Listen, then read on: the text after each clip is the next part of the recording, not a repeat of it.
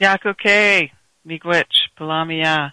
Thank you, and welcome to The Bridge. I'm your host, Kira Young, and you have found me on People's Internet Radio, where I am every Saturday night at midnight Irish time and 7 p.m. Eastern time. Thanks for joining me. I've had a wonderful week, full of blessings, and I thank my friend Carrie Berry for getting me a laptop. Woohoo! Now we can keep doing this show. Thank you much. So today I have someone with me. His name is Gavan Kearney, and I've been wanting to talk to him a long time. He's an artist and a musician. Welcome to The Bridge, Gavin. Thank you, Kira. It's a pleasure to be here. Are you anything else as well as an artist and a musician that I missed? No, well, that pretty much covers it, yeah. But I mean, I do a bit of writing and I do a bit of other stuff as well. Like I do, they all tend to be incorporated into the art and the music. And a lot of the stuff that I tend to write about and talk about in some way interfaces with art and music and culture in a broader sense. When did you start painting? Well, I started drawing, actually. I was drawing before I could read and write. My mum was an artist, is an artist, so it was kind of encouraged. I probably started painting in earnest when I was about 18, when I'd come to London. And it was around the same time I started, funnily enough, listening to classical music and drinking. So I tended to do the three things at the same time. I think I probably listened to classical music because I didn't have any references with it, and it could just kind of wash over me, particularly whilst I was, relaxing into a kind of an altered state and messing around with the paints and seeing what presented themselves to me. So is it all coming from your head, or do you work with models, or how do you do it? I sometimes work with models. I'll sometimes work with photos. To be honest, I tend to mix them up. I have a rough idea beforehand of what it is I want to do. And it's more than anything, it's more of a kind of an atmosphere, an energy that I want to convey. And it seems to be something that it's almost like a hunger, an appetite, that it's something is overwhelming and I have to give it some kind of form, give it some kind of shape, that there's something in particular colours and in particular light combinations.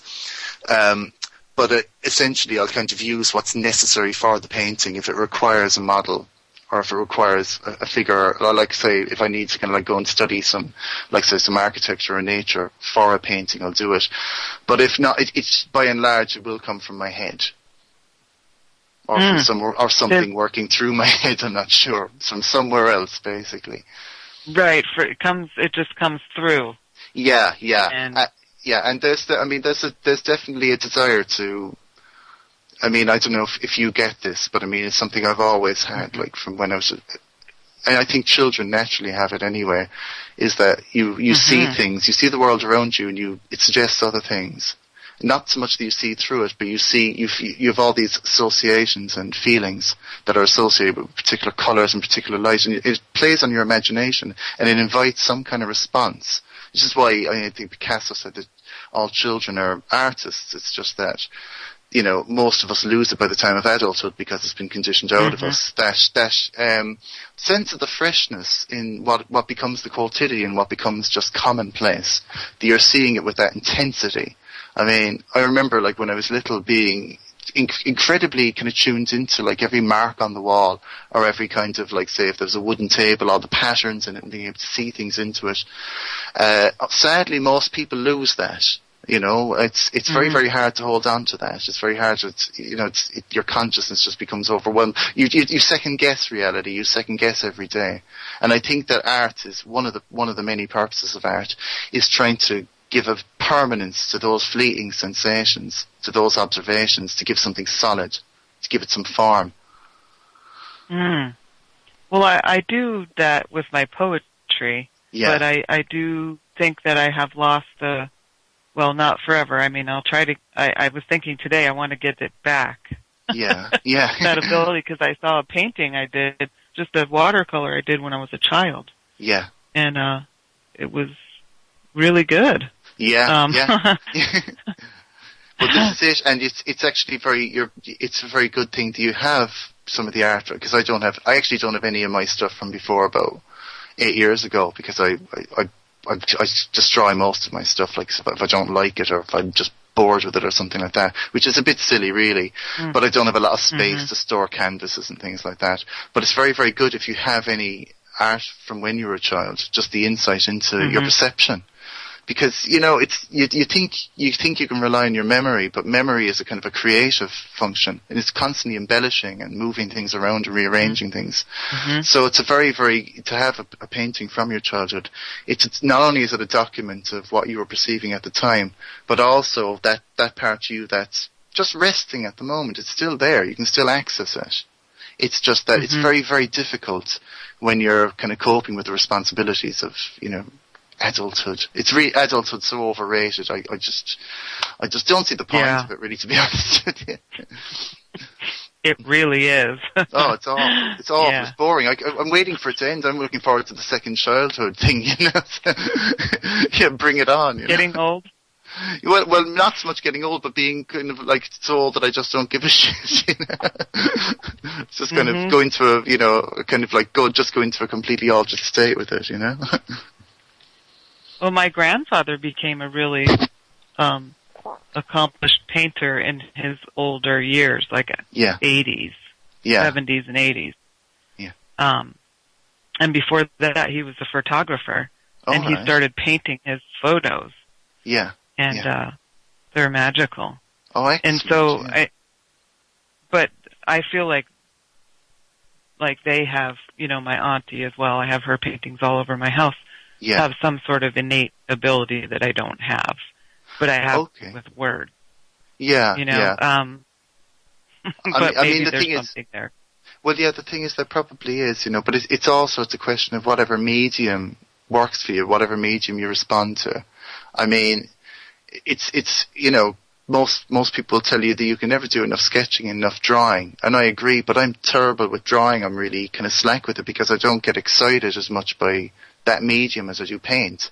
And I think, you know, talking about that thing of like childhood, I think it's almost like this babyish kind of pleasure in the gloopiness of paint. It's all this like tubes of all these bright colours and messing with them. I used to love plasticine as a child, you see, and I just love this. I just love the texture of this, you know, and I love the texture of oil paints, and that's half of it for me. But I mean, it's a question of it's the medium that you resonate to. But what I would say is like that,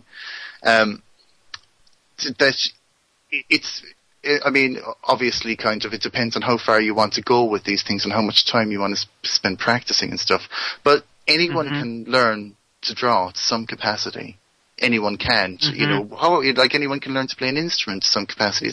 It's dependent upon their commitment to it and if they really have something that they desperately need to communicate. And I think that's the deciding factor. If you have, if there are forces or something that's coming through you and it just won't leave you alone and you can't sleep, then you have to be an artist, or then you have to be whatever it is that is driving you, you know. But other than that, it's still a pleasure. It's still a pleasure to just be able to, you know, like say, to take yourself out of, like, say, the area of where you might see your vanishing points, your limitation, and try out something else, you know. It's or maybe, like in the case, because you write poetry, of, like, say, kind of like, say, an image that would be suggested by one of your poems or something like that. Because they can, there are kind of like dialogues between them. They do tend to kind of like inspire other art forms. Yes, and I also think I'm audio oriented, so I remember everything I hear. Yeah. And so when I'm inspired, I actually hear things and instead of see them. Oh yeah. That's my most inspiring. Yeah. And you probably have that too because you make music. So I'm thinking, well, maybe I could have it both.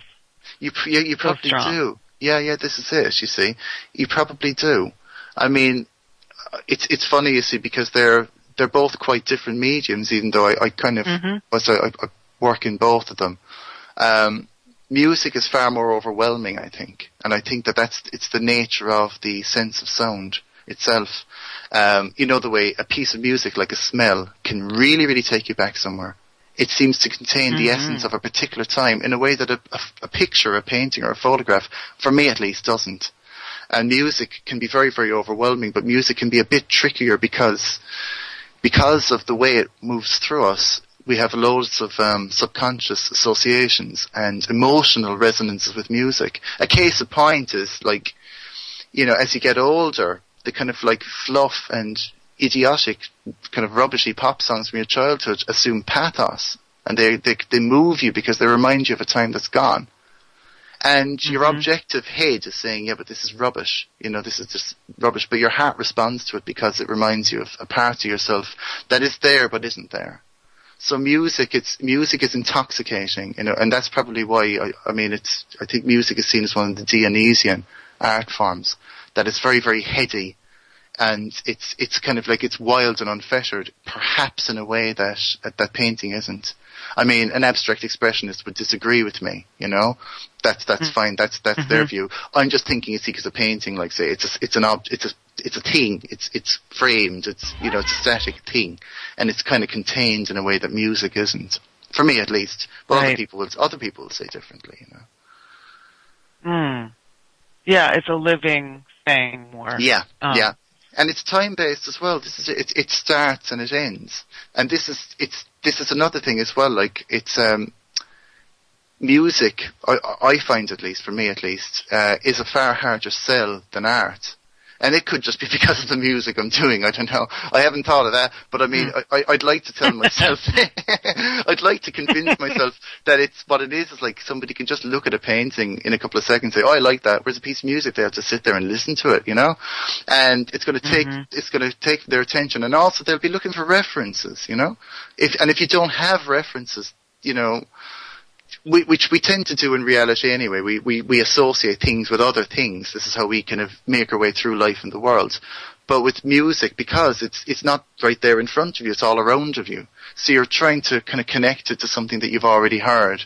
Or, you know, and if it doesn't connect to something that it's existing in you, it's just alienating, or it's just irritating, or you can't really get to it. So it's far, far harder to sell if you're a musician than if you're an artist. Also, as well, you see, it's like, if somebody sees a painting, you can do prints, but you can sell the original painting, whereas a piece of music, you know, well, chances are, like, if it is available, they can just download it for free anyway, you know, and because of the culture we live in, sadly, it is devalued because, you know, not to sound like an old man, like, but when I was a kid, because, I mean, I didn't have any money, you know, and I'd have to make a very, very conscious decision of what record I'd buy.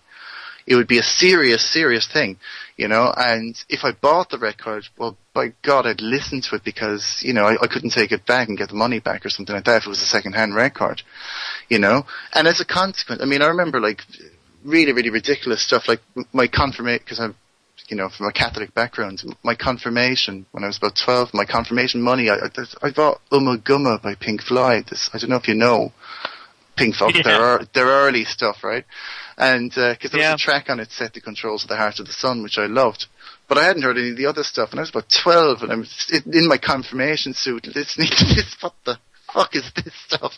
You know? But because I bought it, and the alternative was, you know, this was like 1984 or 1985, the alternative would have been like the the kind of music that, you know, the Live Aid lineup, you know, that all that sort of stuff, all that kind of stonewashed kind of stadium rock, you know, which I hated, you know, so I'd sit there listening to this kind of weird stuff. But as a consequence, because I had no choice, I'd expanded what I considered music and what I would actually listen to. And it's very, very difficult then, if you think, now, to get your head around, like, say, if you've got everything available, you've got an artist's entire back catalogue available for free, you download it, you go through, you've got the playlist mentality, you'll skip through it, I don't like it, delete it, it's gone. And there's no investment made in it. Not just economical, but in terms of your time and attention. But then, of course, you see, in a way, it was easier because, like, when I was growing up in Cork, there was sod all media. I mean, there was no, you know, you weren't exposed to, there was some really, really good kind of music being made at the time, like, but I didn't really hear it because I just heard the mainstream stuff. There was two radio stations, like, there was 2 radio stations or something, and that was just playing the kind of standard stuff. So you didn't really hear anything outside of that. So if you wanted something that was a bit kind of like, say, more mysterious or just going out there, you had to really, really hunt for it. Whereas because it's all available nowadays and all of it for free, it's very, very hard to kind of like, say, to give it the gravity. It's very, very hard to give it the commitment, perhaps, that it might demand. But of course, at the same time, there is an advantage to it, and the advantage is that it appears to be, and I could be wrong, it appears to be in terms of, like, say, what people listen to, it might be a little bit less partisan than it was when I was growing up. Whereas, like when I was in school, there were the kind of ordinary fellas, and then there was like, a couple of punks, and there was a couple of heavy metalers, and it was all very kind of like tribal, and you wouldn't listen to each other's music. I mean, I don't know if it's quite as cordoned off as that. No, I don't think it is, but I could be wrong. So there are advanced, I was at the punk rock shows. Yeah. And, So, we went to this place in New Jersey. Oh, yeah. In Trenton, New Jersey, called, City Gardens. Yeah. Oh, yeah. We used to call it City Garbage. Yeah. When was that? Oh, in the 80s, in the early 80s and mid 80s. Yeah. And also New York City was close by, and Washington, D.C., and lots of really good punk bands playing all the time there. Well, this is it. So it's like, if there's a scene you can access, or if there's a scene that you can check out, that really, really, that can open up a window for you. That can, like, take you out of the audience. Yeah. And we searched for something because we knew we were weird, and we wanted to find other people that were weird too. The kind of like the commonality of like weirdos and outsiders. I know. Actually, that's actually a great thing. That's actually a really, really wonderful. It's one of the really, really sweet things of, like, say, I think of adolescence and youth. The downside is that it can be terribly partisan, but the upside is that kind of you're kind of like, you feel kind of like, say, ostracized, and you don't fit in anywhere. And it's wonderful when you meet other people who feel exactly the same. And then, of course, you think, well, I grew up and I'm not going to feel like that. And of course you do. You still feel exactly the same. You still feel ostracized and weird. And, maybe that's a good thing. Yeah. But where I went to school, it was, I moved around my whole life, but where I went to high school in Pennsylvania, there wasn't a lot of other punk rockers, so I hung out with metalheads too. Yeah. And then eventually everybody, I was sort of, I guess, infamous with these. Yeah. And anybody, I didn't care. I would talk to anybody if you had something interesting to say, or I didn't care what you were labeled as. Absolutely. And, but that's the right attitude to have. Definitely. Yeah. I mean, it's funny, like, because this is very, very important actually with art and with culture. And when we think of, like, I mean, there's a lot of talk these days, particularly with the kind of, like, say, with a lot of the sites covering kind of, like, say, conspiracy stuff, or, truth or alternative stuff, where culture is talked about as a kind of, no, don't get me wrong. I love cultural diversity. I love loads of different cultures, but culture itself is a mutable, malleable thing. We're constantly kind of like being influenced by things outside of our sphere. I mean, if culture was strictly kind of geographical, for example, I wouldn't have been. I don't know what I'd be kind of like, say, looking to or listening to, and. I mean, if it is strictly geographical, then I must actually be a 19th century Frenchman in a parallel universe. Or maybe this is what it is. I was kidnapped by these, like, French symbolist painters and composers and poets, and they've kind of hypnotized me, and they've convinced me that I'm actually an Irish guy living in southeast of England. But I mean, but the very, very good thing where you don't see things as being cordoned off. Like where you had, I don't know, like, say, like as I mentioned, like the French, like, symbolist milieu, like, say, the composer Ravel, he writes probably my favorite music, and he loved jazz, was very much influenced by jazz. And Charlie Parker and Duke Ellington, they were immensely influenced by Western classical music. they were great artists. They weren't saying, well, I'm not listening to that because that's not relevant to me, They were, they were thinking, well, this is brilliant. But they weren't just ripping it off either. They weren't just like cheapening it. It wasn't superficial. They were listening to something and it expanded their idiom. And I think this is very, very important to bear in mind with the arts. This happens all the time with culture anyway, that's the danger. Like, I think the kind of like the great kind of like, say, death of culture is the kind of monosodium glutamate, or kind of like Coca-Cola culture, the standardized thing. And because there's no defenses against it, Ciara. And I mean, one of the, pardon me. I remember when I was little, because I had an uncle and aunt who lived in Stoke-on-Trent in northern England, and occasionally we'd come over and stay with them on holidays. And this is in the late 70s, and we had a black and white TV, and this is TV in Ireland at the time, and we'd come over to my uncle and aunts, and they had a big colour TV, and it was all glitzy, it was all game shows, it was all bright and loud and blah blah. And when you're a kid, that's amazing. And really, Irish TV at the time, like I said, we had a black and white TV, and it would be one channel with guys sitting around talking about James Joyce in Irish. Far culturally, far brilliant. But when you're a child, you can't kind of defend yourself against all the kind of like the high octane E levels and monosodium glutamate culture. You can't, that's it. That overwhelms you, and you automatically look at your own culture then in a kind of like, say, you dismiss it. It seems substandard. Right. And this is, and this is where kind of, I suppose it's very, very difficult. But I think particularly if people have kids, that they have to, I suppose, take active steps to protect them from the toxicity of the common culture. Absolutely, because like when we were kids, it was there's no comparison. There's absolutely no comparison. There wasn't a kind of a Miley fucking Cyrus or Nicki Minaj or Minj or whatever the hell her name is. These people, because that shit is targeted at little girls or little children anyway. It's not targeted at young women. This stuff is poisonous. And it's very, very difficult, you see, how do you actually step in and say to people, well, you shouldn't really be watching that, because we're reluctant, you see, because I think we've been conditioned into thinking that that's prudish, that that's uncool somehow. It's and I think that a lot of adults these days are just terrified of being unhip. They want to be regarded as their children's like friend. They want to be down with the kids. It's like, and but I think as well, you see, because the whole, like there's, as a case of point, as an example, like I remember there was this film. I don't know. I think it came out about 10 years ago called Pleasantville. Did you ever see that, Ciara?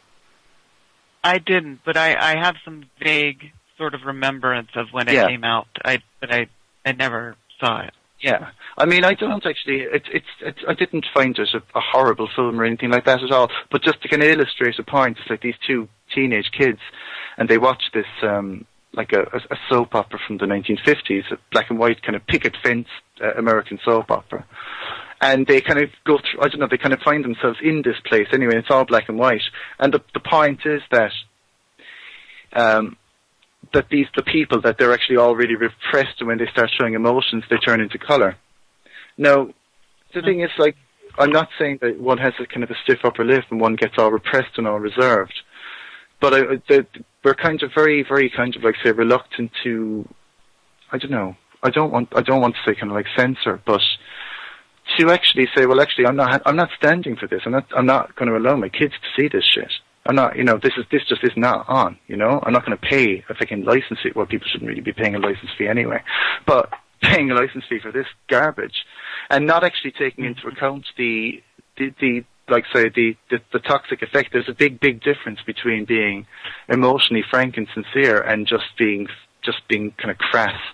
And at the same, and at the end of the day, actually, I don't really care if you're an adult, do whatever the hell you want. But if it comes down to children, and let's be frank, it's so blatantly obvious there's an attack on children, there's an attack on innocence and childhood, sexualizing children, for a variety of reasons. And it keeps getting worse. And it keeps on getting worse, of course, and whilst people are reluctant to criticise it, and I think one of the reasons is definitely because people are frightened of being perceived as being prudish or old-fashioned or staid. People want to be cool, you see. People want to be blasé. They want to scratch their chin saying, well, I don't find it shocking. I'm urbane and sophisticated. Well, that's fine for you. But what about like a 6-year-old or a 5-year-old or something like that? And we were talking earlier about like when you're a child and how you perceive things. I actually think that that's one of the many reasons why there's this revolting sexualization of children and the targeting of children. And not just the sexualization, but that whole kind of smart alecky kind of cynical thing that you see in children's TV programs. It's to actually kill that beautiful openness. And it's a very open consciousness. That's actually what it is. Because once that's gone, they have you. Because I remember like from when the whole like kind of like say puberty thing kicked in with me. I remember like going from being that kind of like that very, very frightening transition of going from being kind of like an open, relatively tactile little person to being just terrified because you're not sure what's going on with your body, you're not sure about your desires. You see. In my case, like, I'd see like any female and I'm drooling and, and I'm my 40s, I'm still waiting for it to stop, just would somebody just make it stop. I'm just waiting for this puberty thing to end. But it doesn't appear to us. It will stop eventually, I suppose. I don't know. I always thought that when I hit 30, I'd turn into Cary Grant, or Gregory Peck, with cufflinks, sort of a man, sort of unflappable, but it just doesn't seem to have happened, But what I'm saying is like that once that kicks in, you're subject to, where you go from being like completely at peace with your body and the world around you to becoming quite frightened. It's becoming quite kind of like you're unsure of your body, you're unsure of like these desires you have, and you're subject to them, and you're subject to these things that you don't particularly understand. Now I remember being shown hardcore pornography when I was like 9 or something like that. And I've spoken to other people about this. I've spoken to other guys about this, and they said they had the same response. That is, they felt like they'd been kicked in the stomach. They felt sick, and it's a horrible sickness because it's combined with desire, and it's combined with a desire that you don't understand. And it's the core of grooming. It's the core of grooming process. It's how children are groomed by using their bodies against them. Of course, yeah, this is it, exactly. Yeah. And this is when you have, like, say, when I hear these, I don't hear them because I can't really listen to them, but you hear these, like, kind of pedophiles saying about kind of, like, say, mutual things between, it is not fucking mutual, it's not consenting. It's like, get the hell out of here. There's no possible way. Of course not. And there's no negotiation with that, and it's rape. It is rape. This is what it is. And emotionally and energetically, what's going on with Miley fucking Cyrus and all that shit is rape. Mm-hmm. It's rape of the consciousness and the innocence of children. But it's that whole thing. One of the reasons I think why this whole process is hastened, not only because of the tastes of these very, very sick individuals, who seem to kind of like float around the whole kind of like the upper echelons of like society in terms of like the establishment and the media, but also you become sort of helpless, and you're kind of at war with yourself, and you're at war with your desires. And you see, we live in this ridiculous kind of partisan world, this very, very partisan world where you're either one or another, you're either this or you're that, and your responses to this whole situation are, you can either become a libertine, you can either completely indulge every whim, every appetite you have, or you can become a Puritan. That is, you go into some state of self-denial. And there isn't a kind of a healthier adult kind of engagement with the conflicts of these things. There were maybe there are, I don't know, maybe I just don't particularly see it in the mainstream. But I mean, there were there's a couple of, I gave this talk for the Kent Freedom Movement about a year ago. The great site, and Eddie and Debs who run it there, they do a lot of really, really great work. And I was talking about the symbolist movement, and I've mentioned 2 books. I mentioned a couple of books, but I mentioned like The Picture of Dorian Gray by Oscar Wilde, and Against the Grain by J.K. Huysmans, and how both those books were there was outrage at the time. They were considered highly immoral, even though the protagonists in both books end up in a miserable place. That is, their appetites, which they pursue, destroy them. But at the same time, it's realistic about the appetites. It's realistic about the lure of these things. I mean, we wouldn't drink too much. We wouldn't kind of overindulge in things if it didn't, if it wasn't in some way pleasurable.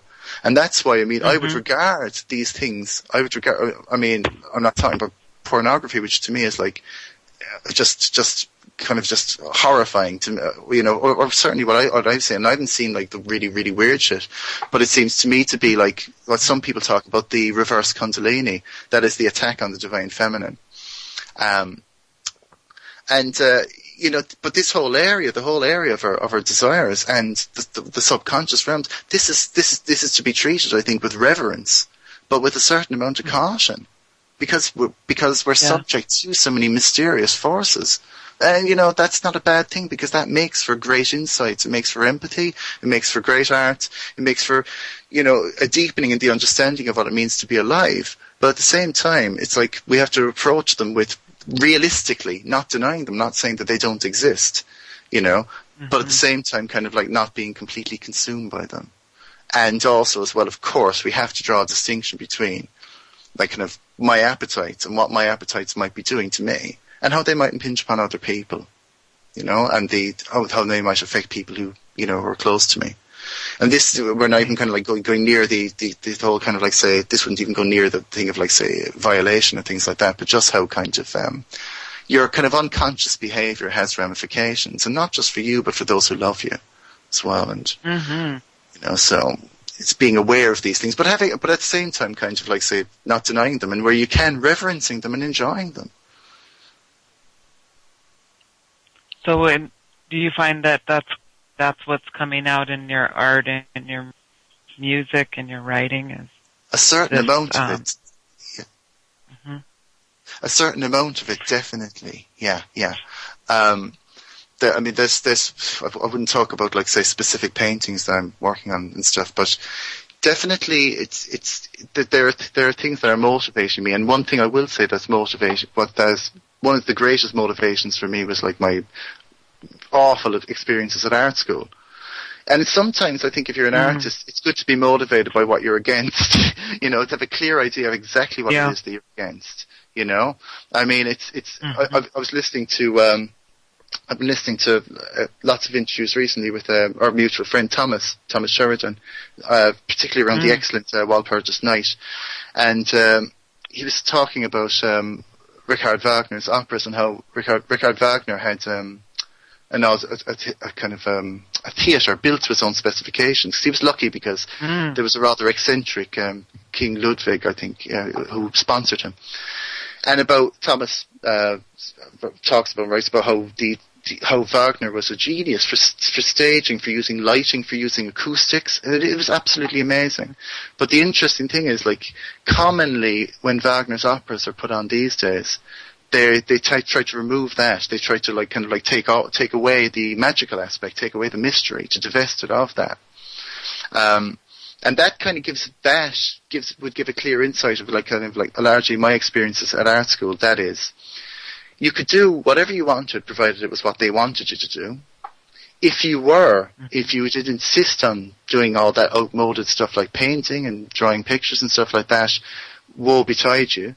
And if you dared to do anything that in some way kind of like say, would like say, draw upon other realities, let's say, that was utterly dismissed. I mean, the line I used to always get was, "Oh, that's just fantasy art." No, that's how it's dismissed. And what they mean by fantasy art is that, kind of like say, well, stuff that people who don't necessarily, like lights going on and off or consider cans of shit works of art might actually like. But I think that, but the thing is, you see, the vast majority of Western art before let's say the mid 19th century, excluding portraits of like the aristocracy and the rich and history scenes, the vast majority of Western art took as its subjects mythology, religion, the allegorical. That is fantasy, right? And if we expand beyond Western art into all art, all, like, say, the arts of all peoples throughout the world. I haven't seen it all, but I'd, like, say, give examples, like, say, Aboriginal art, the art of ancient Egypt, Viking longships, Native American totem poles, the Celtic art of the Book of Kells, African masks. All of these things, what they have in common is they feature components that are recognizable from the everyday world. You might have, like, say, birds' heads. You might have, like, say, recognizably humanoid. But they're not purely representational. They're symbolic. They're imbued with a meaning they speak of a spiritual or a metaphysical truth that's beyond immediate, quotidian, everyday comprehension. So, you know what? You know, the tutors and all of that lot who were forwarding that agenda. My attitude is, you know what? You're more than welcome to the art of the last 100 years.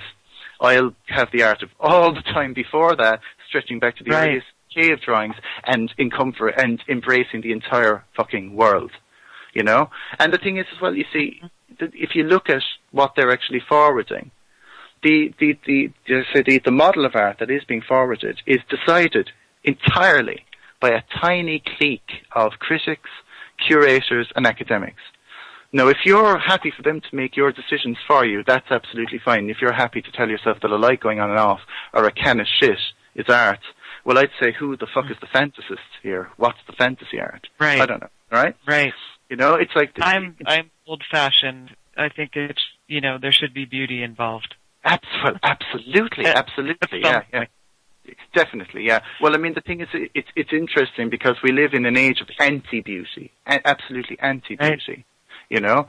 And, I mean, I would argue this as well, you see, with, like, say, when people would say kind of, so you're against modern art. And I say, no, I'm not against modern art at all. I'm against a particular particular stream of modern art. Because early modernism wasn't like this at all.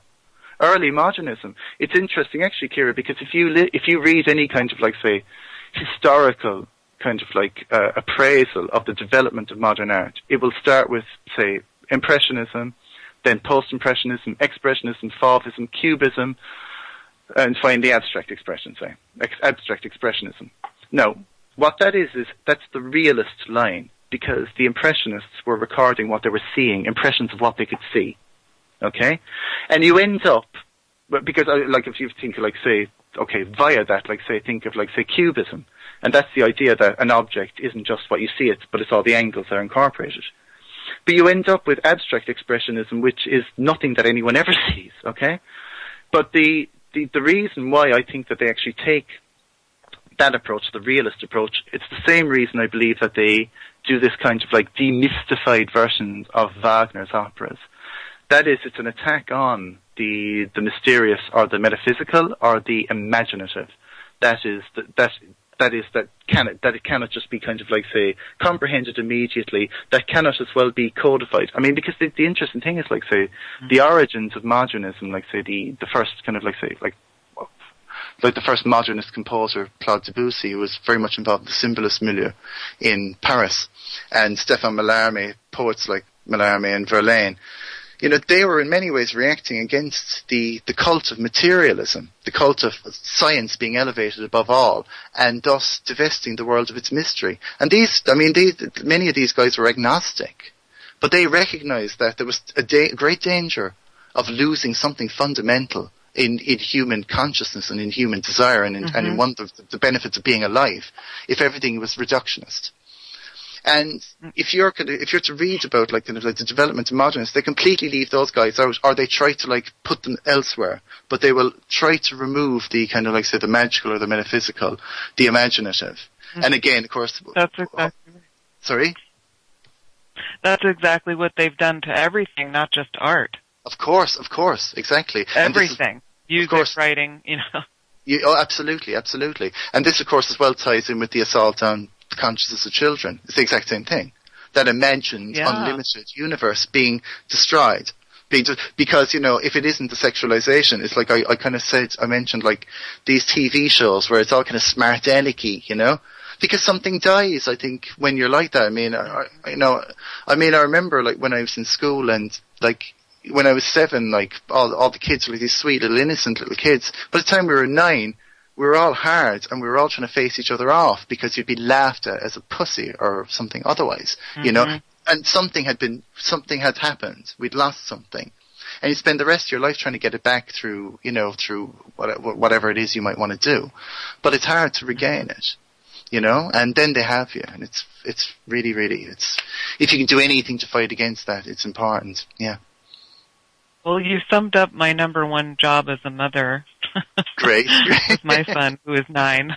Yeah. And he still has it. Oh, that's lovely. And he's drawing, and he's very comfortable with himself.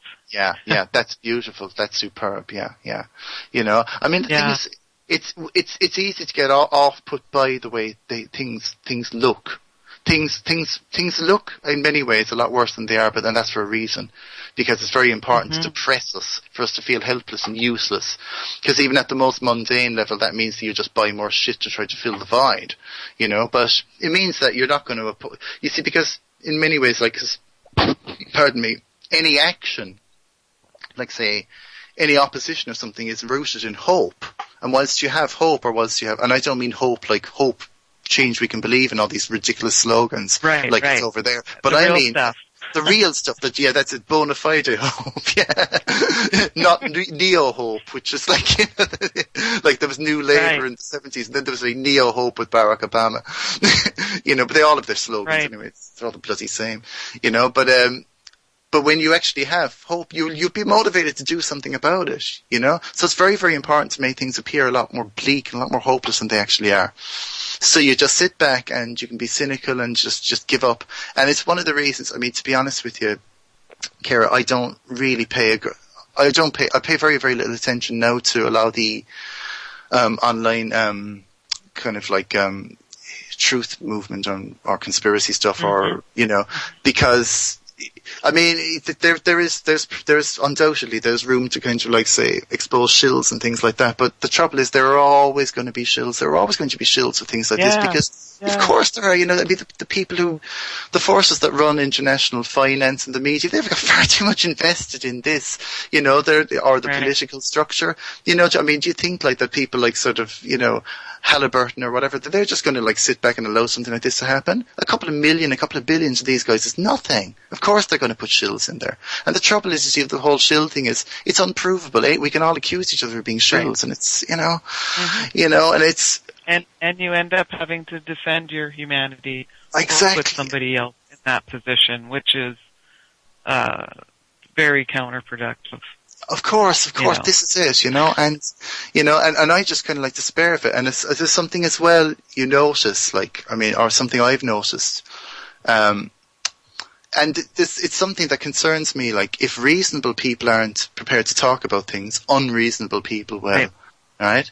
And there's a lot of stuff that I've seen where you have valid, say we were talking about, the paedophile agenda, but then you get some other pretty nasty prejudices creeping in on the back of that, and you do in terms of identity. People people rightly criticize the revolting business of identity politics, which is bigotry, essentially, because you're making, because what the identity politics type and the race, or the kind of cross-burning race, well, they're both racists, because they're making assumptions about people that they don't know. They don't know anything about these people, and they're assuming to judge them. How dare they, So you have people rightly criticizing that, but then kind of like creating their own kind of identity politics, and it's just, you know what I mean by that? It's like, we must protect our culture by, hating everyone else's, and it's just like, guys, that's the problem. You're not going to solve the problem by, I don't know, but that's all right. It's like, we'll all cordon ourselves off into our little kind of allotted spaces, and it's Yeah. I think, once I, stop believing that race even exists, because we really don't have any proof that it does. Yeah. I mean, with genetics and all that stuff, there's too many anomalies for you not to go, think this is all bullshit. Because, yeah. Well, I mean, human beings. Sorry, go on. We're we like to travel. We like to have children, Yeah. And we have from the beginning, and that's absolutely. There's no such thing as pure this, pure that. It's just bullshit. All we have is our culture. Oh, don't get me started. Have. Exactly, yeah. Don't get me started on that crap. Well, this is what I'm talking about when you're listening to something about kind of, like say something about something historical and alternative view, and you think that's interesting, and then to be told that you're a race traitor, because you're in an interracial relationship, as I am, and it's very elucidating to realise that myself and my wife have been together for 17 years, and we've got nothing in common. We don't love each other. We've actually been brainwashed into this, really, because it's an agenda. Fuck's sake. Yeah, I'm told I'm also involved in an interracial relationship or whatever. Yeah. But it's funny because when people ask my husband, what do you think about being in an interracial relationship? He's like, I'm not. So, yeah. I don't know what you're talking about. Yeah, I know. Well, it's ridiculous, But I mean, it's like, just think of all the, I know, it's terrible. I feel so bereft. I think of the culture I'm excluded from, all those pseudo-Norse tattoos I could have, all the crosses I could be burning. My heart, I'm heartbroken. This is it. But it's when you see, and this is the thing you see, when reasonable people won't talk about things, unreasonable people will. And it's when there's really, really ugly shit creeps in there. And the thing is, that doesn't, I don't know, maybe you can kind of filter it out, but I just find it depressing, and if I want to be degraded and depressed, I watch the mainstream media, I'll just watch TV for that, if I want to feel like shit, but it's very, very, it's just, maybe other people can kind of like switch off from that kind of thing. I just find it deeply depressing, and, but then of course, it's sad. Sorry? It's sad. Yeah. Because, on the one hand, it's like, there's something very healthy about saying, well, Europeans have been sort of programmed here to think we're like the problem, and we're not. Absolutely, We're absolutely not. Like, we got stuff to be proud of. Of course, and so and then, take that a little too far. It's like the world has oppressed us. No. Yeah, Let's not go there. No. The thing is to say, by all means, I agree that European culture is under attack. But I would say that most cultures are under attack. Mm-hmm. If it's like kind of like say all culture. Exactly, kind of like say all culture. All real cultures are under attack. If you just have to look at those, I don't know where it was, but it was one of these things, you just saw a picture on Facebook of this, he was one of the tribal elders and he's weeping because their homeland is going to be fucking cut down. They have no say in this. This is obscene. This is happening all the time, Cultures are, like kind of like say these illegal wars that are being carried out in the Middle East. Yeah, that's an attack. Or if you want to look at like, an illustrative point for me is I think, it's just, if you just listen to kind of like say, if you look at the kind of like the soul or the R&B charts in the 1970s, or listen to kind of like say, hip-hop, like say Public Enemy or something, and then compare it to this garbage these days, this nihilistic self-hating garbage, because that's what it is. It's absolutely nihilistic, just self-hatred. It just reeks of self-hate, right? I'm talking about the rubbish in the pop arena, and the stuff that's, again, specifically targeted at kids, to get them to be at war with themselves. All cultures, all decent, bona fide cultures are under attack. And it's not racist to say that European culture is worth preserving. It's not racist to say that, this is ridiculous. It's like, I don't know if but, like kind of like a sizable portion, if not proportionately the largest amount of the top classically trained musicians and classical musicians are coming from China. Right. They're not being oppressed. They're not being kind of like, they're not being kind of like, say, they haven't been invaded and oppressed. It's like, I think it was in the 1950s, the Turkish government invited Paul Hindemith, that he's a German composer. They invited him over to structure music education in schools. They saw something that, that's really, really good. This is really, really brilliant art. Let's have some of that. That's sensible, and that's why I revere culture, because not only is it malleable, not only can you recognize what's brilliant and beautiful in another culture and partake in it and contribute to it, but you can also, and this is the main thing here, right? You can criticize it. Because to criticize a cultural practice is not the same as it's not like, the idea of like criticizing or attacking somebody because of their skin color is like attacking them over the color of their eyes. It's absurd. But if we're talking about like say cultural practices such as mutilating babies, right? Right. I'm sorry, that's non-negotiable, right? You know, if a grown man wants to mutilate himself, fine, go ahead and do it. But that's not, you go near a baby with a fucking knife, you've got to have a good reason. Otherwise, you should be compelled to use it on yourself. Right? And I don't care. I mean, it has to be a medical purpose. Absolutely, or, of course. You know. Yeah, exactly. You know, but these kind of things, you know, it's barbaric. I've no bones about saying that. But then at the same time, I will say that Western culture, a Western culture that treats the elders disgustingly, that ignores them, that ridicules them, and shunts them off in homes rather than having them in the centre of the family, as you do find in other cultures. That's barbaric, and that's something that Westerners could definitely relearn.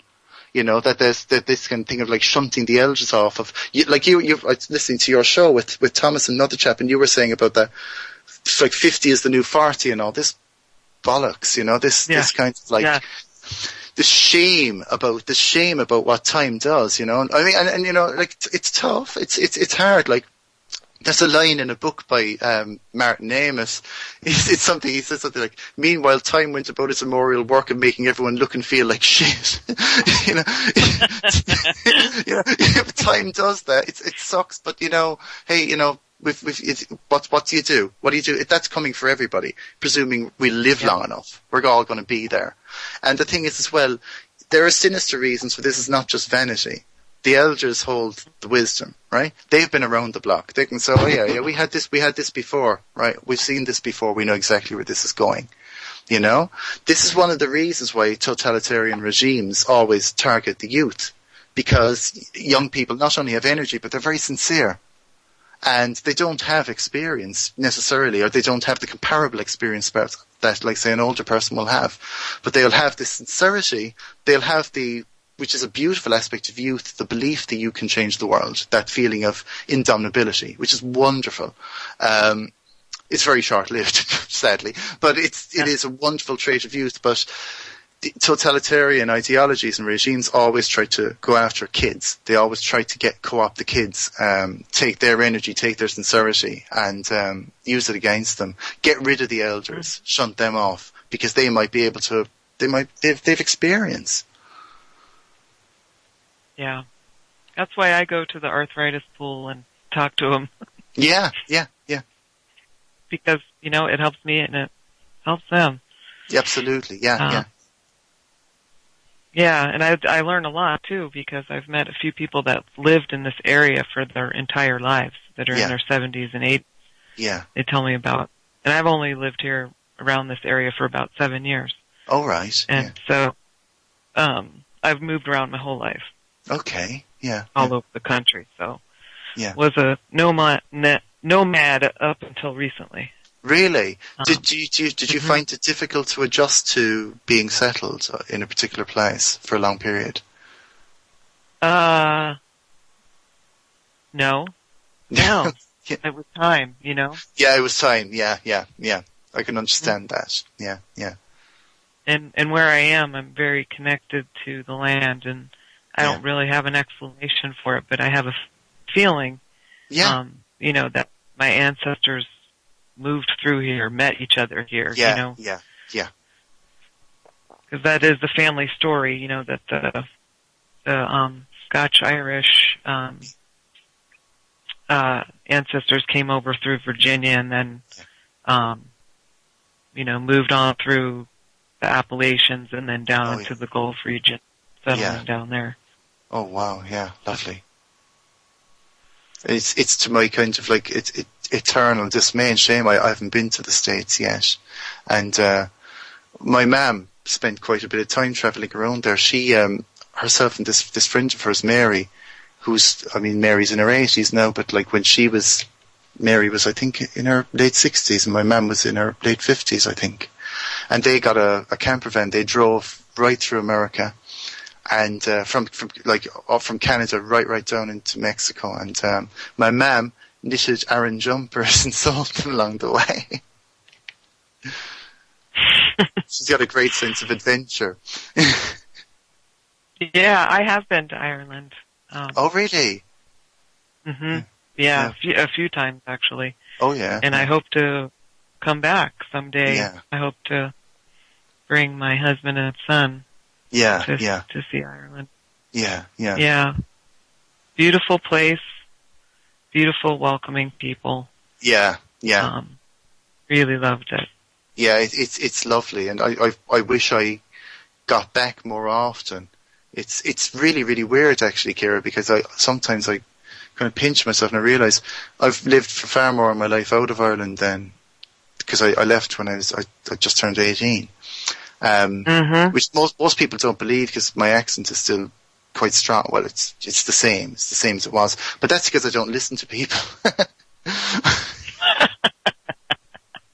Where do you live now? You know, so Oscar Wilde said, like, kind of like, society will be civilized when the English learn to talk and the Irish learn to listen. Where do you live now? I live on the kind of like the borders of South London and Kent, around Dartford. Yeah, it's amazing. Yeah, it's nice. It's yeah. I know this. It's weird, isn't it? It's weird. This kind of like the communication thing. I just find it really, really strange, you know. But I find technology entirely baffling anyway, and you know, just the idea that you can be talking to somebody kind of like on the other side of the world. I think it's brilliant. It's wonderful. Like, you know, I you know, it's like I'm baffled by technology, but I'm very, very glad to have access to it. You know, it has its uses. So, we were going to play a couple of your songs. Okay. And take a little break, because I know that you want to go, take a little break. Yeah. But I'm not sure if Vin's ready to do that or not, because Vin's hosting tonight. And I just said, maybe play In Vertigo and Pirouette or something like that. Yeah, that's great. Yeah. Pick two, Vin. Yeah. And, we'll take a little break and we'll come back and finish up. That's great. Yeah, there are two that I did with myself and my other half, Moonswift, did. We did this album together, and yeah, so that's great. So they're back in about 5-10 minutes. Yes. Great. Okay. Talk to you then, Kira.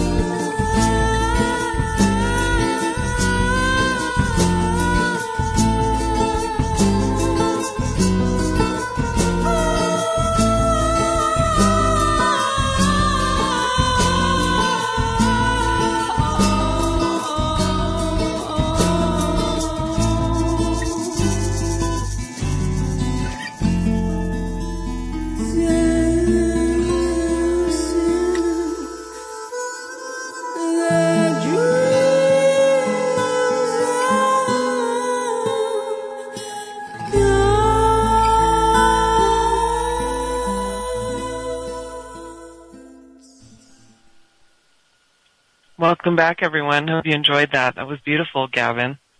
Oh, thank you, Kira.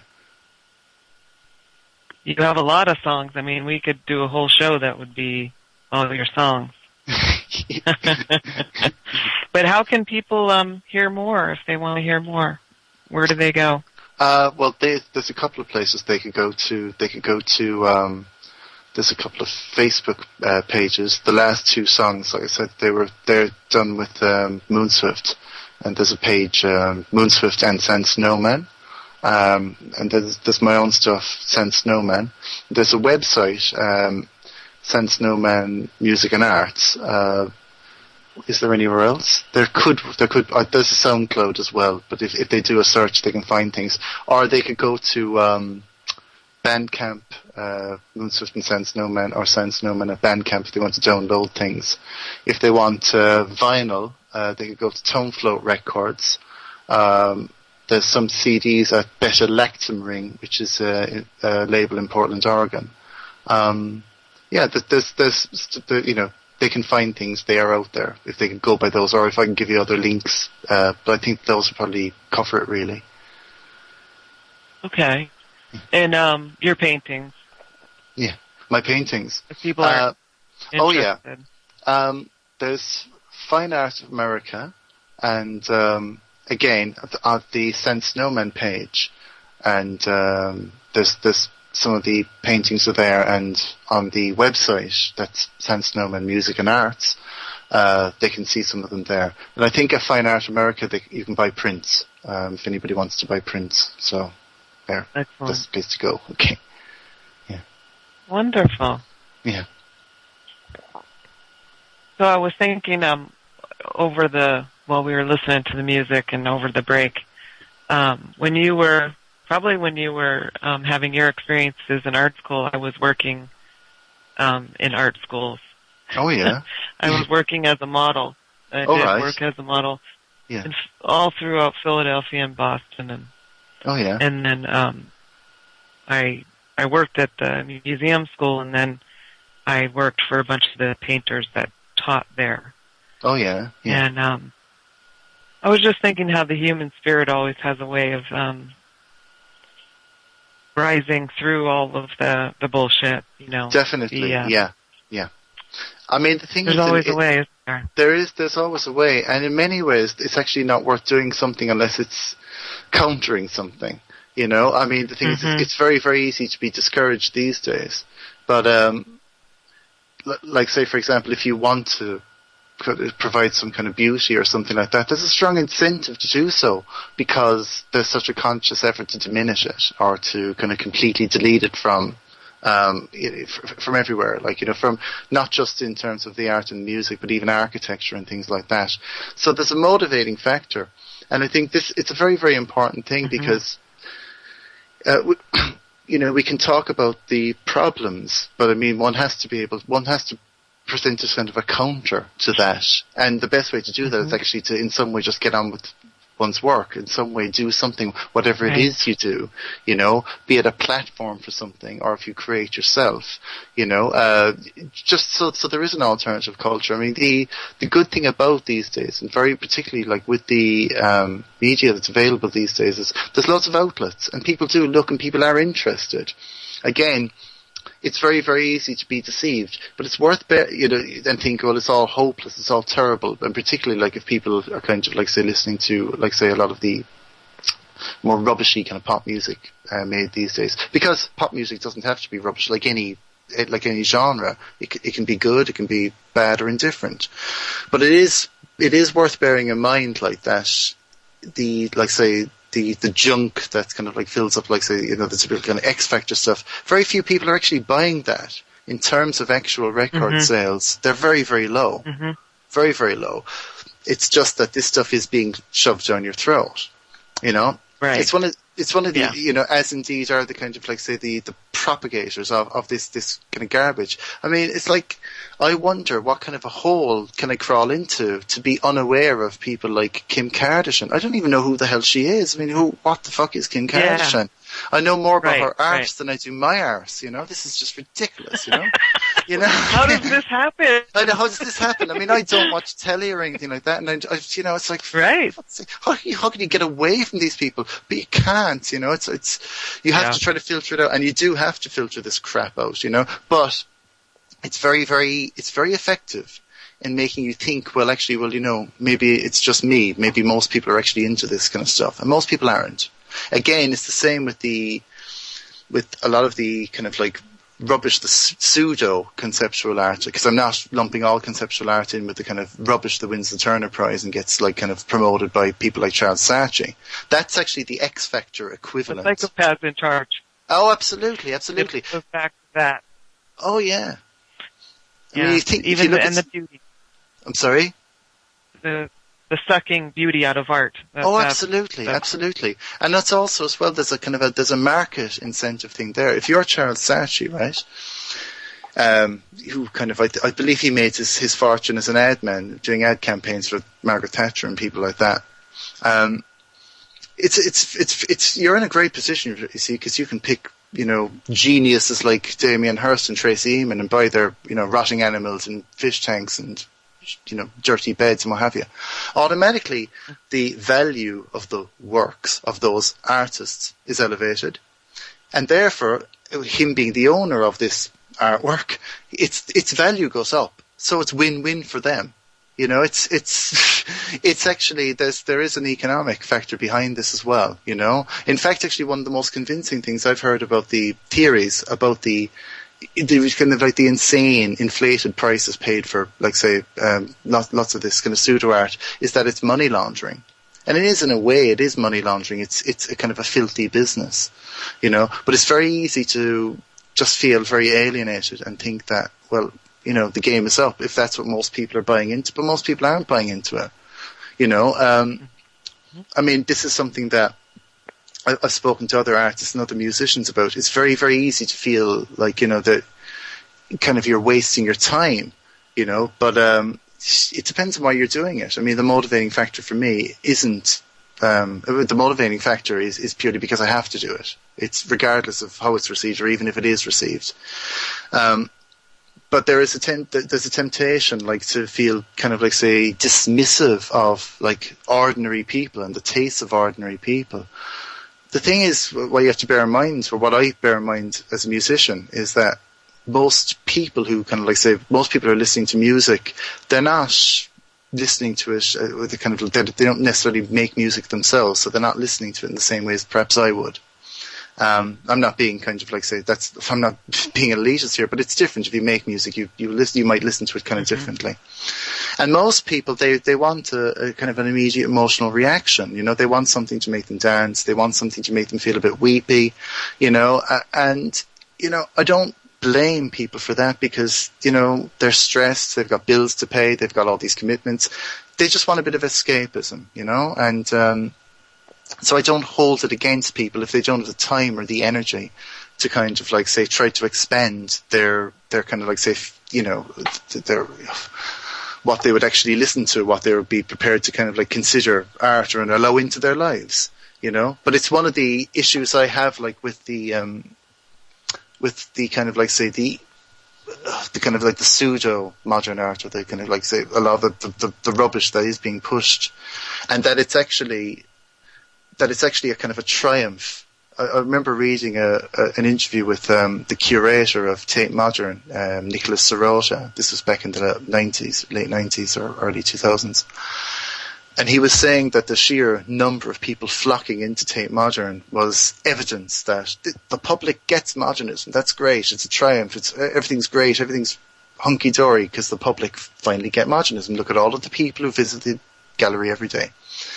Now, I would argue that that it isn't that at all, because after all, whilst they might be going to Tate Modern or the Guggenheim or MoMA or whatever, they're not, like, reading James Joyce or listening to Schoenberg string quartets. That is, they're not kind of, like, paying attention to art that demands from their attention. Like, 'cause if you're going to sit down and read Ulysses or Finnegan's Wake, that's hard work. That takes a lot from you. I mean, I remember, like, I finally got around to reading Ulysses. I read about it for ages, and I had several goes at it because it's quite challenging. What I would say is it's worth it because it's full of content. And at the end of it, it wasn't so much what kind of, like, say, the artist Joyce gave me. It's more what it kind of asked of me. And therefore it expanded my kind of, like, my preparedness to kind of, like, try a little bit harder and be a little bit more receptive to art forms that I wouldn't necessarily understand immediately. But what I would argue that many of there's something to be said for that. And because you don't find it in pop culture, people don't necessarily know what it is when they do find it. This is it, you know, and so it's a kind of, like, it's doubly kind of out there and other and stuff, you know. But one of the major issues I have, you see, with, like, say, going back to Nicholas Sirota and his argument for the kind of success of Tate Modern is, Tate Modern, to me, like, say, and a lot of these modern museums, they're something you do on a day trip. It's like going to, you know, the London Eye or a kind of some kind of landmark. You're out for the day and it's something you go to. And it's got the added kind of, like, sort of vanity thing of, like, being a cultural experience. So you can walk around, like, looking at, like, the, you know, lights going on and off and cans of shit and dirty beds, scratching your chin saying, oh, that's interesting. That's very interesting. You know, and then you can go to the pub afterwards to your friends and say, oh, I went to the new Tate exhibition. It's very interesting, until you get drunk and then you talk about stuff that you actually do find interesting, you know, and it doesn't demand anything of you. It doesn't ask anything of you. Neither does it give you anything. what it does is it gives you the illusion of a cultural experience. So your vanity is satisfied. Your vanity that, oh, that's all right. I understand modern art. I'm not kind of conservative. I'm not an old fuddy-duddy. I'm done with all of this exciting, brave new world of glasses on shelves and things like that. That's great. It's brilliant, But it hasn't asked anything of you. It's vanity. Mm-hmm. It's vanity. Largely, it's a conceit. And again, I'm not including by any means all conceptual art in here, but what I would be arguing against is that somehow it has captured the imagination of the vast majority of the people. It hasn't. No. I mean, it's a herd thing. The herd is headed over there, so absolutely. That's where the herd goes. This is it.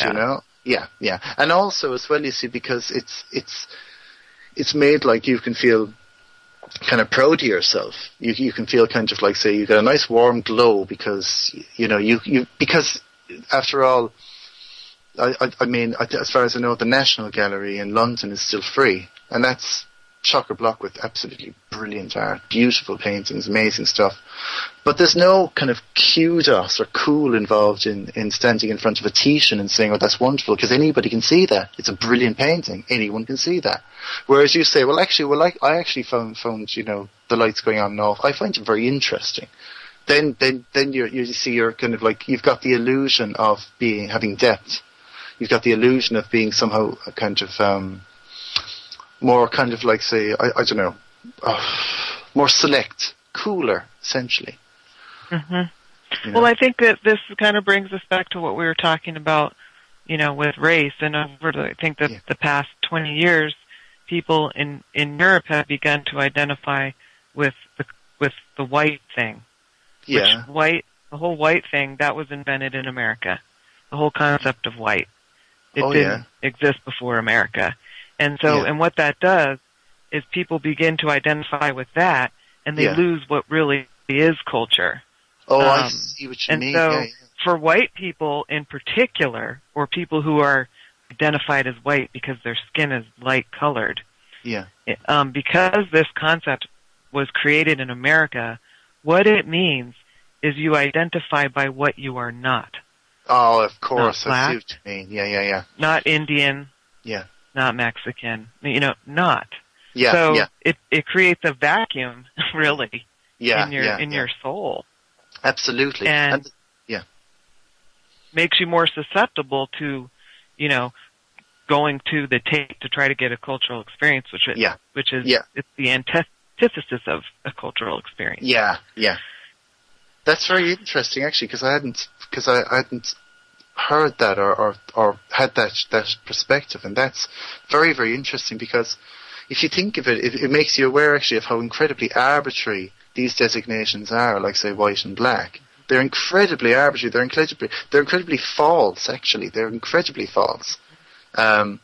Because I mean, the difference between, say, kind of like, say, somebody from, I don't know, Scotland and somebody from France or something like that, their culture might be very, very, very different or something like that. But the idea that there would be a commonality because there's a similar kind of pigmentation it's actually ridiculous. It's actually laughable. Mm-hmm. And this is where, I mean, I don't know, it's like, I just kind of like put the hand up to the whole thing regarding race. I just think it's utterly absurd, culture. The whole thing, that it sucks culture right out of you of course. To give in to that, it's like a psyop. It's like and it was purposeful. Yeah, definitely. Yes. Psychopaths in charge in America wanted all European people to identify and to take all the land that Indians were on. So, had to identify with each other in some way. Yeah. And, And that's why, for a long time, at least 20 years, I've said, I'm not going to identify with any, light coloring, because first, it didn't make sense to me. I didn't want to identify with what I'm not. Well, this is it. And also, as well, you see the kind of, like, say, the cultural ramifications of that. Who decides what your culture is then? Who decides these things? Right. I mean, I have I feel this way as well, like in terms of, like, say, political allegiances and how one views oneself politically. I mean, my political outlook hasn't actually changed at all, really, but my designation of myself has, because I mean, like, if this was 15 years ago or so, I just said, oh yeah, I'm left-wing. But now I would say, well, what's the left? Is this Marxism, or is it the traditional labour movement, which are, to me, completely different things? And I mean, I think that this is an important point to talk about. Again, like the thing with modernism, I don't blot it out, because I think it's very, very important to make distinctions here. You see, particularly with kind of, like, say, a lot of the kind of truth movement or the alternative movement, there's a lot of talk about, say, free market capitalism and self-sufficiency. Now, the free market isn't free unless you actually have something. If you don't have any land, you haven't got any goods, it's not free. Forget it, you know? And self-sufficiency, I mean, by all means, get as self-sufficient as you can. But I'll give you an example. Like, I mean, myself and my wife, we've got a vegetable patch, and we've got an apple tree. Last year, brilliant crop, great crop of apples. This year, 2 apples, rotten, shriveled, spotty things. Right, so you're being self-sufficient, you're going off the grid. What are you going to do about electromagnetic frequencies, or the chemtrails, or whatever the hell it is, or other factors, maybe just a bad harvest? You know, what are you going to do about that? And if, you know, of course, as well, if you do go entirely off the grid, there's a danger of you having a Waco experience or a Ruby Ridge experience. You know, you're not going to be allowed to go off the grid. You know, you may not live. Right. But the thing is that the idea of, like, say, entirely you know, by all means, do as much of it as you can. But how this plays into, like, say, a political viewpoint, or, like, say, and why I still have a very, very strong kind of, like, say, allegiance to the traditional grassroots guilds and trade union movement. If you, like, say, like, you know, if you're living in northern England in the 1930s, and you've got no property, you've nothing to sell, but there's mine, and you can get a job in the mine. Okay? Now, you could say, well, they should just go and immigrate. Okay, that means they go and immigrate to where they don't know anybody and they don't have any resources, and they may sink and they may be lost. But not only that, most people, you know, I mean, my dad worked for Dunlop's. He worked in a factory for 35 years. He was never even a foreman. He just did the basic blue-collar job. And the reason was, he was doing it purely to make money, to raise his family, look after his family, and to spend time with his family. Most people, and this is the whole thing of, like, the whole idea that there would be some kind of, like, say, great revolutionary movement, and we'd all kind of unite in this oneness. It's a bit kind of far-fetched, because our concerns are largely localized. With the best intentions in the world, we want to do the right thing. But, like, say, for example, if you have, like, say, kids, your priorities change. You've got to provide for your kids. You know, so, you know, our kind of hypothetical bloke in Northern England, you know, he's working down the mines, doing the kind of work that we can imagine, unbelievably backbreaking, you know, unbelievably difficult work. You know, but he's married, he's got a couple of kids. Now, what can he do to protect himself? What can he do? He doesn't have any commodities. What he has is his labour. So he can organise with his fellows, and they can form a guild or a trade union to try to protect their livelihood. Because you don't have any say. If, like, kind of, it is not a free market. If you're running a small shop and if, like, a supermarket buys up a lot next to you, well, you can't compete. You can't compete with their prices. It isn't free at all. Right.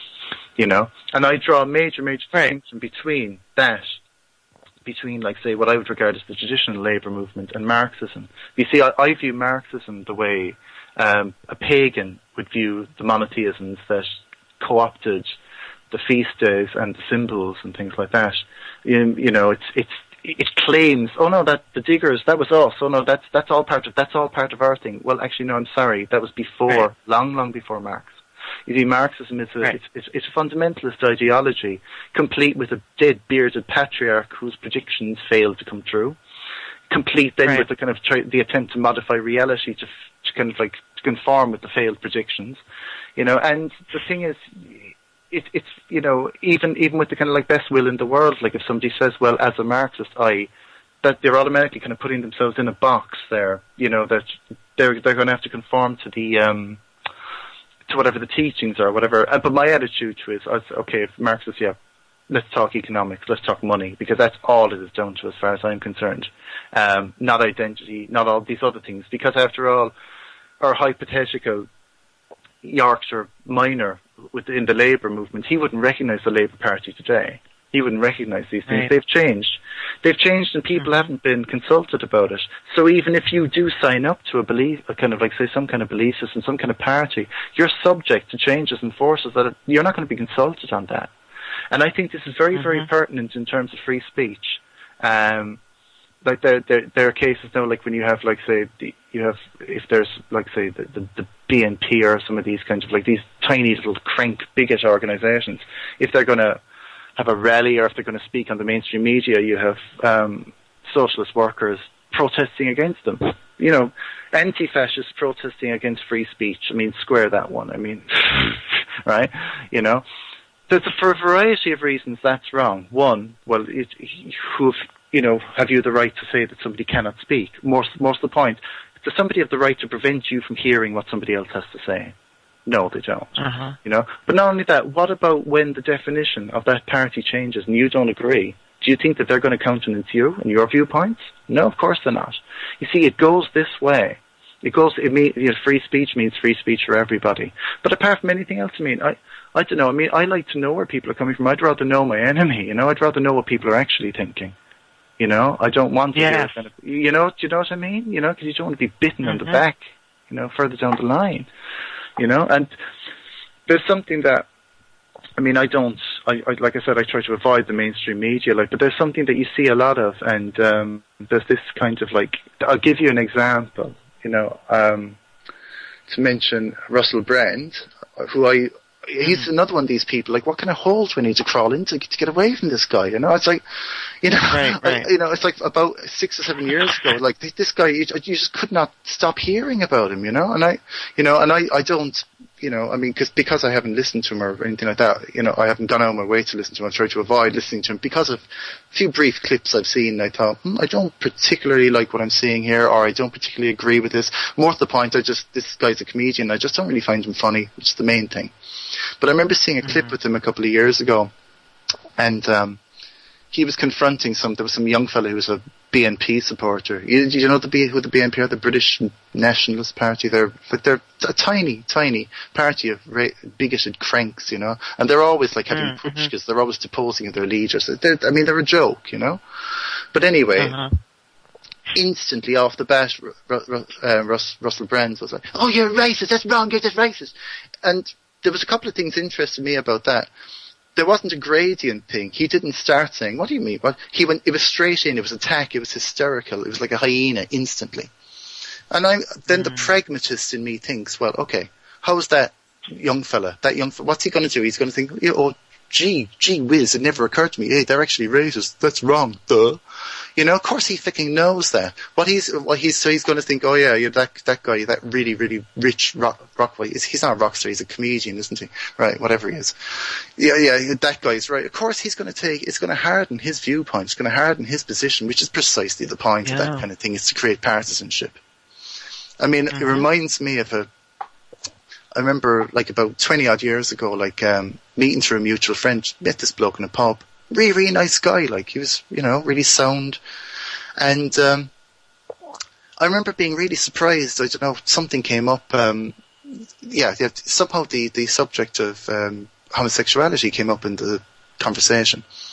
And he had issues, to put it mildly, like, it was like, oh, I hate them, and, you know. And I remember, like, my immediate thoughts were kind of, I was curious, I was kind of like, you know, because he wasn't a thug, he was quite an insightful guy. And I was questioning him about it. I thought, why is that? And, you know, and then I questioned him a bit about it, and I said, but don't you think it could be blah, blah, blah? Because after all, we were talking about, like, gay people, like, just like consenting couples adults who get together, fall in love and do their own thing, what have you. Which people tend to forget, it's not just a sex thing, it's also about falling in love and partnerships and things. Right. You know? It's like, it's all reduced to the sexual. It isn't just that, it's about romance as well, you know? But anyway, this chap, I hadn't seen him for a while, and I bumped into him a couple of months later. And he took me aside and he said, you know what, man? He said, was thinking about what you're saying. He said, you're absolutely right. And he went on to explain that, like me, it was the culture he grew up in. And it was like where I grew up, like, that was instantly like you were called a fag. That instantly, and that was like you would be terrified of being called that because then you would be picked on severely. And it was the culture he grew up in, so he had internalized this whole kind of like thing that you react that way to it. And I think that what it wasn't so much anything I said, but in actually getting him to articulate his dislike or issues. They diffused. They just dissolved because they were silly. They were grounded on nothing. They were grounded purely on, like, say, a cultural thing that was kind of enforced upon him. And that's, you see, the pragmatist in me thinks like that. The pragmatist in me thinks, well, if I met some kind of BNP supporter, I'd probably run away, actually, to be honest, but, but I'd be kind of inclined to just ask them why, and hopefully, kind of like just put an alternative possibility in there, because with a lot of people, people are just reacting. People are just kind of. I'm not saying that there aren't like some very nasty people out there, but a lot of people, they feel powerless, or they've got other issues going on, and they're just. And this as well, actually, to go back to the arts a little bit, Kira. This is why I'm very, very dubious of the whole idea of self-expression. People say just express yourself, because when people are expressing themselves, usually they're not expressing themselves. They're in psychological terms acting out. They're acting out. They're, and it's that sort of thing. It's when people are kind of like just I don't know why that's just reminds me of. There's a quote by Jackson Pollock. He said, "Every great artist paints what he feels," and that's the benchmark. That's the absolute opposite to what I believe. And the reason is like. What an artist feels? Well, what's different about what an artist feels and what a plumber feels? Most human feelings are pretty much the same. They're universals. There's kind of like, say, birth and love and loss and joy and bereavement and all the rest. There's nothing different. There's nothing special about it. But what it is like, well, I'm feeling something and that makes what I'm doing a work of art. No, it doesn't.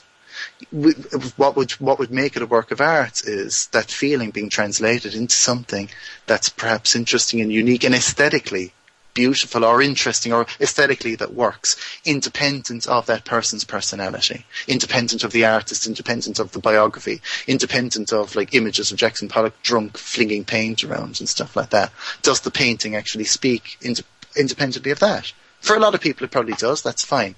But it's the idea that creativity is primarily a form of therapy. I mean, there's a certain amount in that. I'd say creativity is a form of consolation. It's a way of making sense of reality.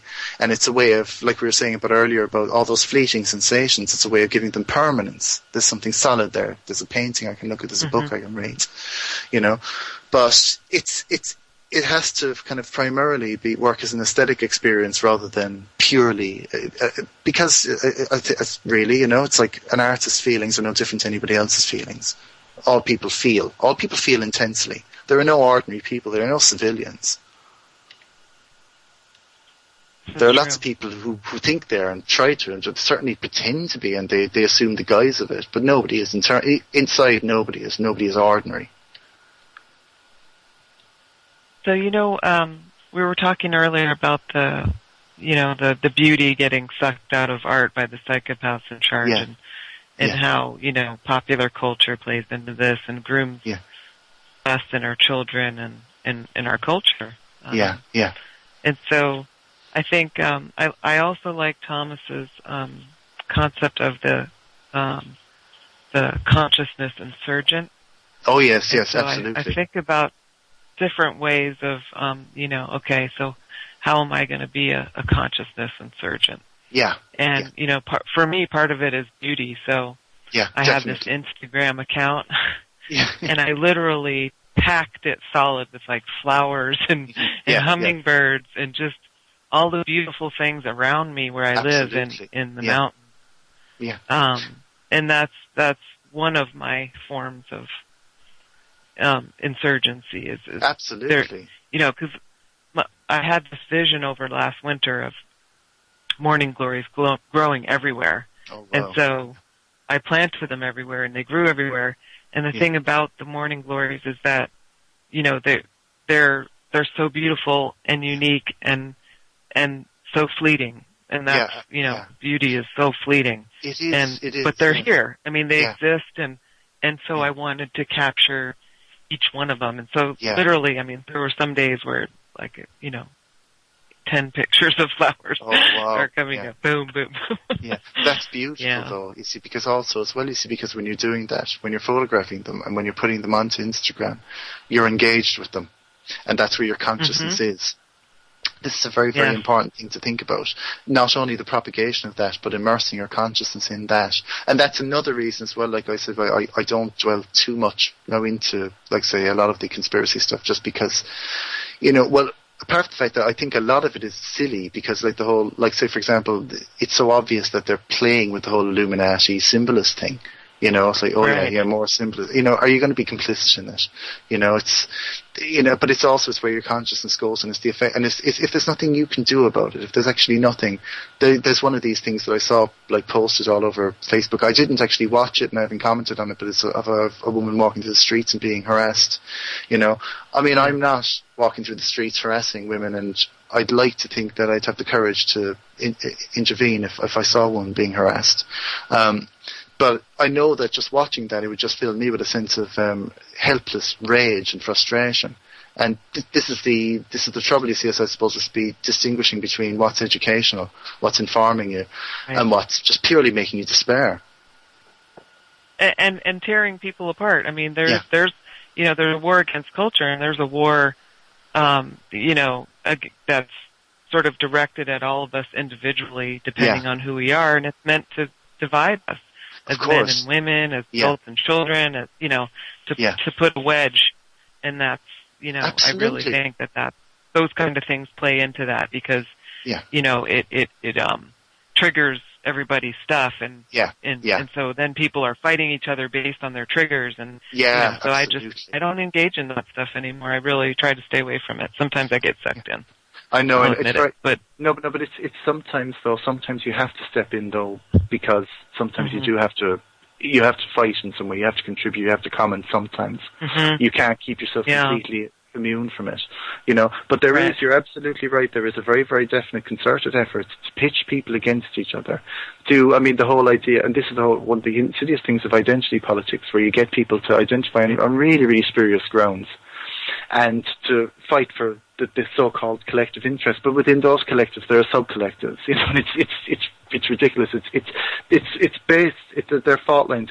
It's built to fall apart, and it's built to just foster alienation. But of course, the mainstream media aren't gonna, like, you know, we hear about the horrendous things going on in the Middle East, and the horrendous things going on in Gaza and in Palestine. We tend not to hear about, like, sort of outreach groups, like, say, the orchestra put together by Daniel Birnbaum and the late Edward Said, to unite Palestinian and Israeli people, and of course to get them playing beautiful music together. I mean, you know, you see, it's not only does he humanize the other, not only does it humanize the enemy or something like that, but you're sitting next to each other, scratching away on violins and trying to make a beautiful sound together. And then there is this wonderful sound that's created by the collective, and is filling the person and is uniting them, and they're all together in that. You know, this is a lovely thing, but of course there's nothing to be gained in terms of, like, say, partisanship by talking about that. Was the same thing in Northern Ireland, like, when there was usually mothers who had lost children, across the communities of, like, Protestants and Catholics got together and tried to, you know, create as much peace as possible. But, you know, the media aren't going to talk about that. They're not going to say today, like, you know, somebody helped somebody across the road or something like that. It's all fear porn, and it's all hate, and it's all that everyone's out to get everyone else. But you see, it's this idea, like, that the psychopath, what the psychopath wants is for us, the rest of us, the world, to see the world as the psychopath does. The psychopath has managed to infiltrate into all aspects of life, and they want us to see the world in the terms that they do, you know. And I mean, it is frightening, but at the same time, it's just to try to be aware of when we're being manipulated, and we are being manipulated all the time. And constantly. Absolutely. And being awake, and I'm putting inverted commas in that because I think, well, the waking up process, well, that's life. I mean, I know it's very, very frustrating and exasperating when you have people parroting the mainstream media version of reality. It is frustrating, but at the same time, you've peeped, like say myself, I think I've peeped behind the curtain. I've seen certain things, but I haven't seen everything. And also as well, there's actually a really, really good presentation by Thomas on that waking up thing and how to not freak people out and not to like scare people away. You know, it's really, really important. It's really important because you're coming out with stuff that is diametrically opposed to the vision of reality that they're getting everywhere else. You have to do this tactfully. It's like, you know, you have to do it cautiously. That isn't cowardice. That isn't like sitting on the fence. That's actually being pragmatic. That's thinking, well, what's the best way of me being able to communicate this to somebody? You know, what's the kindest way as well? You don't want to just freak people out and just terrorize people, you know, which a lot of this stuff I don't understand that. Yeah. Getting in people's faces about stuff, you know, and freaking people out and scaring them and stuff. I just, no. Yeah. Yeah. Well, the thing is, it's their acting out. It's like they're being guided by their insecurities and their sense of powerlessness. And I mean, it is frightening. It is a terrifying business. But life is frightening. Life is terrible. You know, even the most kind of like, say, you know, even the most kind of well-favored life, you know, is filled with hurt and tragedy and loss and fear and anxiety. You know, even those who are like coasting along, like on the winning streak, it isn't going to last. Life is a kind of like, say, it's got a requisite of pain and suffering and fear that's going to deal. And the thing is, well, I suppose like the best thing we can try to do is find a way of dealing with that, or trying to find a way of like lending it dignity. And I think that this is one of the purposes, one of the reasons why we have an innate need for beauty and art, to lend form and to lend dignity to our experiences. Yeah. I like that.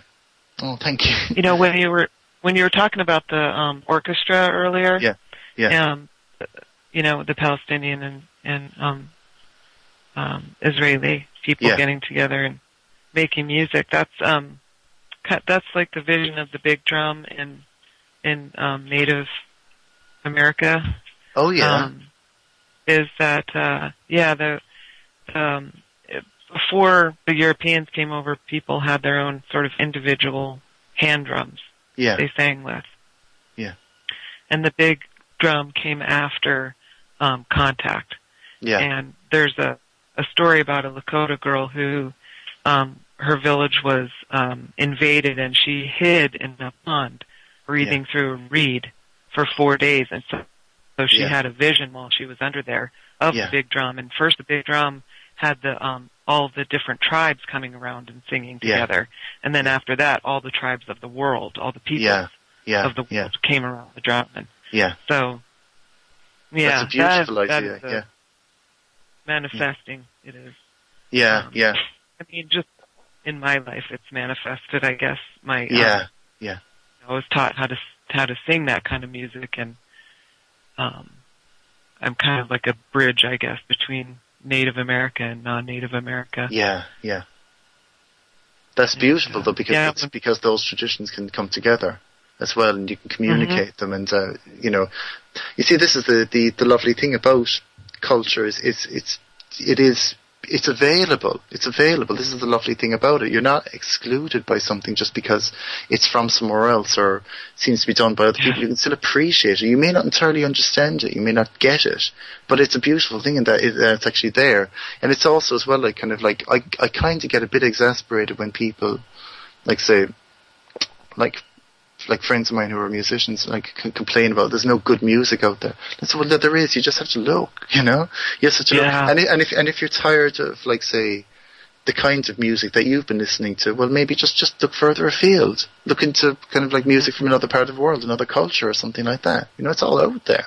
There's no excuse for boredom. There's no excuse for kind of like to become complacent and jaded. There's plenty out there, and there's plenty you can do.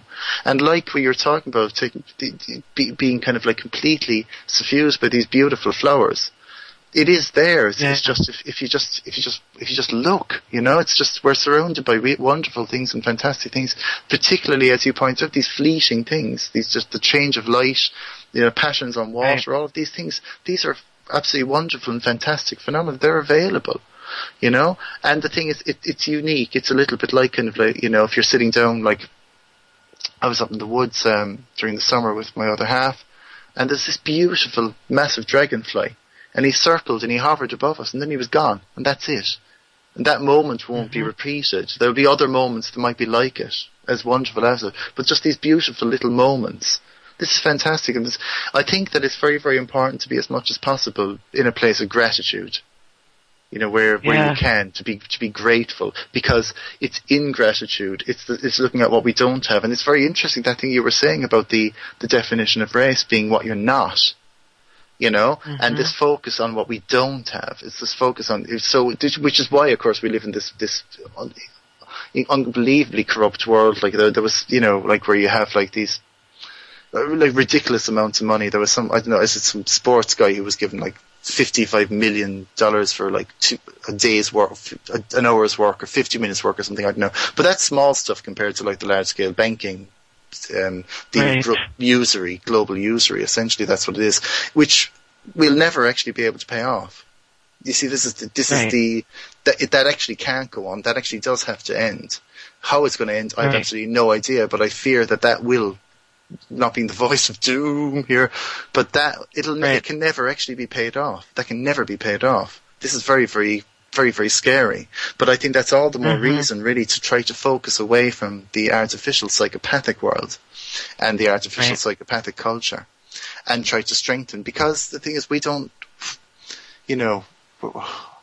I don't know. We're on a journey of discovery here. We don't know the power of our consciousness, of what we actually focus on, how it can increase things, how it can decrease things. But I will say that there are telling things, the wall-to-wall fear porn of the news, and the big one for me is pornography. Right? I started talking about it earlier. Online pornography, free. It's free. Who benefits? Who's paying for this? Who's paying for this stuff? Right. Why is it free? Okay, I mean, I've had my kind of objective level head on throughout this, Ciara. I'm going to go into my woo-woo head here now and tell you what I actually think is going on. I think this is many reasons. One is the harvesting of life energy. The internet is a portal. It's a portal. This is the harvesting of life energy. It's the harvesting of chi. It's very interesting, actually, if you look in Taoism, and in many cultures, actually, the men aren't supposed to finish all the time sexually. In fact, men are supposed to hold on to it. And there's a reason why women can keep on going and men can't. Then you have this phenomena that is kind of like harvesting this very, very finite energy. Not only that, of course, but it's designed to destroy sexuality. It's to just destroy relationships between people, and the reverse Kundalini, particularly, I think, is the attack on the divine feminine, which is massive, absolutely massive. I mean, the thing is, it's the fact that this stuff is free and it's everywhere, and it's like, you put in a Google search for something innocuous, and some of this shit comes up. You're not even looking for it, right? Right. And the thing is, like, it's the idea of like I said earlier, like I remember like seeing pornography when I was about 9, and just the traumatic effect of me. But that was nothing compared to what's available nowadays. That's actually foisted upon you nowadays. But it's who is paying for this and what is its purpose. You see, there's a lot of money and a lot of effort and a lot of energy and attention going into getting us to behave in a particular way and see the world in a particular way. This is not just about keeping us complacent and docile and stupid. This is something to do with interfering with. And again, this is my woo-woo head, and people can say, oh, this is nonsense. This is to do with our ongoing evolution, or as a species, or our understanding of reality itself. It is to do with that. It is, to use the cliche, prison of the mind. And to keep us from discovering just how powerful our consciousness is. Absolutely, exactly. You know, and the thing is as well, you see, it's something that, you know, that Thomas has pointed out consistently is like the lack of imagination that the psychopath has. The psychopath can only imitate on a shallow level, but the psychopath hates creativity. The psychopath hates love, or because what there is there's the vacuum. There isn't that creative faculty, so there's the desire to destroy it because it's the only thing that keeps us from being on their level. And they hate that. Right. And this is the thing that it's worth bearing in mind, like kind of if you think, well, you know, if you're kind of like, say, I don't know, if you're kind of imbibing without kind of caution in popular culture, the vast majority of it is done by entities that hate you. And I say entities, and I mean entities that hate you and want you to destroy yourself so they don't have to. You know, and they're very insidious and they're very, very clever. And I don't know what they are. I'm not going to say they're demons or aliens. I don't know. They could be human or as human as psychopaths are. I don't know. But it certainly feels to me like there's something else going on. And what it is, I'm not going to say because I don't know. But again, it's one of these things where we've been conditioned into thinking that you can't trust your instincts on these things. You have to kind of like, so, you know, it's one of the, you know, if you have a belief system in anything spiritual or mystical or anything like that, they will just, you know, these voices will dismiss it. Oh, that's nothing. There is only this material reality. It's dog eat dog, and that is it. You know, it's very important. You just see the world in that way. You know, and I'm always very, very curious, I suppose, as to why that viewpoint is being pushed. And this is why as well, like there are particular things I notice, like I was saying earlier on about the version of modern art that's been forwarded. It's the realist line. It's not the line that because like the symbolist movement tapped into, like that was like, say, as Thomas has written about this in Walpurgis Night, about the flowering of this kind of a magical consciousness in Europe at that time. In many ways, that came about as a reaction against the whole cult of materialism. And I mean, that was if you think of it like the turn of the century, it was the era of, like, say, the rise of, like, say, the neo-paganism, like, say, through Richard Wagner's operas, or, you know, that was one of the central roles of it, you know, but also, like, say, the Order of the Golden Dawn, the Theosophy, spiritualism, mystical Catholicism, Satanism, lots of basically these very, very kind of, like, say, searching beyond, or kind of, like, say, a reaction against a world that was maybe being divested of its mystery.